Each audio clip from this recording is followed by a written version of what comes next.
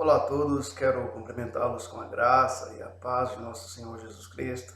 Eu quero convidar você a refletir comigo em 1 Crônicas, capítulo de número 29, versos 14 e 15. O texto sagrado diz assim: Porque quem sou eu e quem é o meu povo para que pudéssemos dar voluntariamente essas coisas? Porque tudo vem de ti e das tuas mãos o damos. Porque somos estranhos diante de ti e peregrinos, como todos os nossos pais. Como as sombras são os nossos dias sobre a terra, e não temos permanência. Estaremos refletindo nesse dia a respeito do tema, um excelente investimento.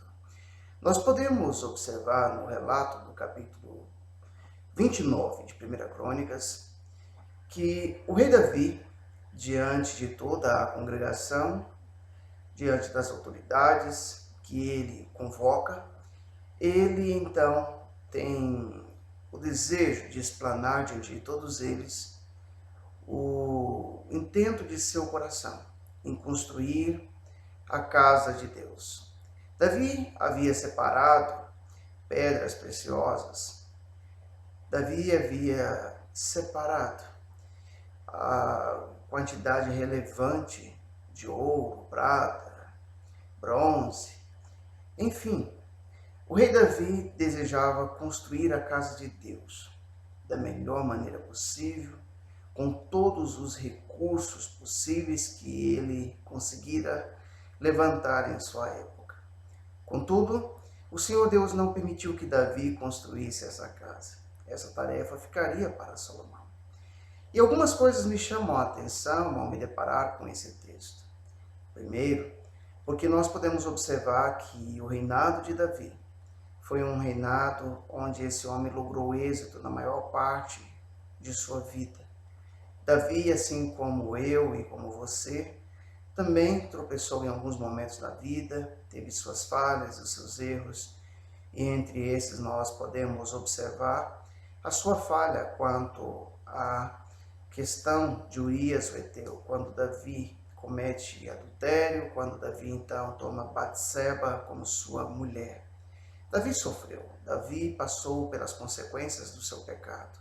Ele se arrependeu e ele expressa esse arrependimento, como nós podemos observar tanto no Salmo 51 como no Salmo de número 32 também. Mas agora esse homem na velhice, esse homem tem a consciência de que ele era apenas um peregrino nessa terra, de que ele era apenas um forasteiro e que ele não poderia levar nada de tudo aquilo que ele possuiu, de todas as riquezas, de tudo que ele tinha. Davi tem essa convicção e Davi resolve então fazer o melhor investimento de sua vida, investir na casa de Deus. Ele não pensa nisso na hora da morte. Davi previamente já vinha elaborando esse plano em seu coração. Mas Davi convoca então todo o seu império, todas aquelas autoridades para fazer um discurso, para agradecer e louvar a Deus diante de toda aquela congregação. E é interessante que todas aquelas autoridades, então, motivadas pela atitude de Davi, também vão louvar a Deus. Mas, diante de tudo isso, o que nós podemos aplicar à nossa vida, no nosso viver diário? Nós podemos observar, então, que Davi, ele tem essa consciência de que nós somos peregrinos nessa terra. Na maior parte das vezes, nós observamos pessoas que muitas vezes se comportam como se nós fôssemos eternos nessa terra, como se ajuntar dinheiro, como se for pessoas que buscam na fama, buscam as riquezas, fosse algo que de fato nós pudéssemos ter uma segurança eterna. E Davi deixa isso claro, que nós somos peregrinos, que nós somos forasteiros, que nós de fato temos que fazer investimentos que vão durar para uma vida inteira. Mas talvez o melhor investimento não são aqueles investimentos que muitas vezes nós fazemos em prol de nós mesmos. E Pedro, na sua primeira carta, capítulo 2, verso 11, ele nos faz uma exortação, ele nos diz o seguinte: Amados, exorto-vos como peregrinos e forasteiros que sois, a vos absterdes das paixões carnais que fazem guerra contra a alma. Então note você o recado que Pedro nos dá. Muitas vezes nós somos vítimas dessa guerra, uma guerra onde, infelizmente, são as paixões carnais, a paixão por aquilo que nós temos nessa terra, na figura da carne, que vão combater contra a alma.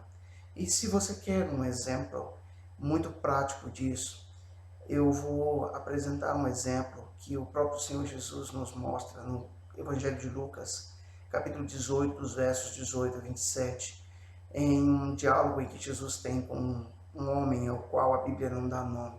A palavra diz assim: certo homem de posição perguntou-lhe: bom mestre, que farei para herdar a vida eterna?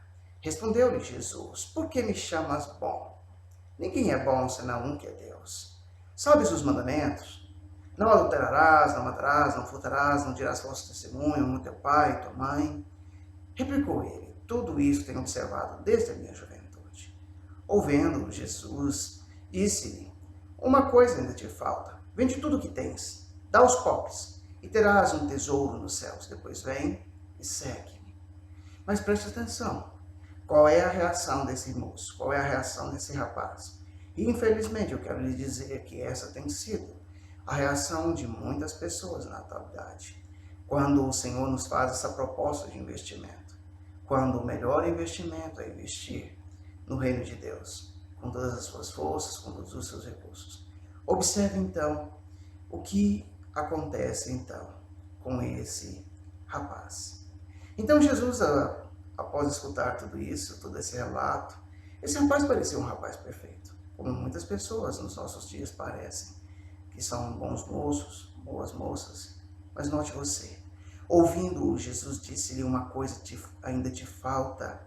Vende tudo o que tens, dá aos pobres, e terás um tesouro nos céus. Depois vem e segue-me. Mas ouvindo ele essas palavras, ficou muito triste, porque era riquíssimo. E Jesus, vendo-o assim triste, disse: quão dificilmente entrarão no reino de Deus os que têm riquezas. Porque é mais fácil passar um camelo pelo fundo de uma agulha do que entrar um rico no reino de Deus. E os que ouviram disseram: sendo assim, quem pode ser salvo? Mas ele respondeu: os impossíveis dos homens são possíveis para Deus. Eu quero deixar claro que Jesus não está dizendo que pessoas ricas não entrarão no reino de Deus, mas dificilmente entrarão no reino de Deus pessoas que se apegam às riquezas, pessoas que se apegam aos investimentos dessa terra. É isso que Jesus está dizendo. Portanto, hoje é o dia de você fazer um excelente investimento. Esteja investindo na sua salvação. Esteja investindo como o rei Davi na casa de Deus. Esteja investindo naquilo que é eterno. Que Deus, em Cristo Jesus, nos abençoe. Fique com Deus.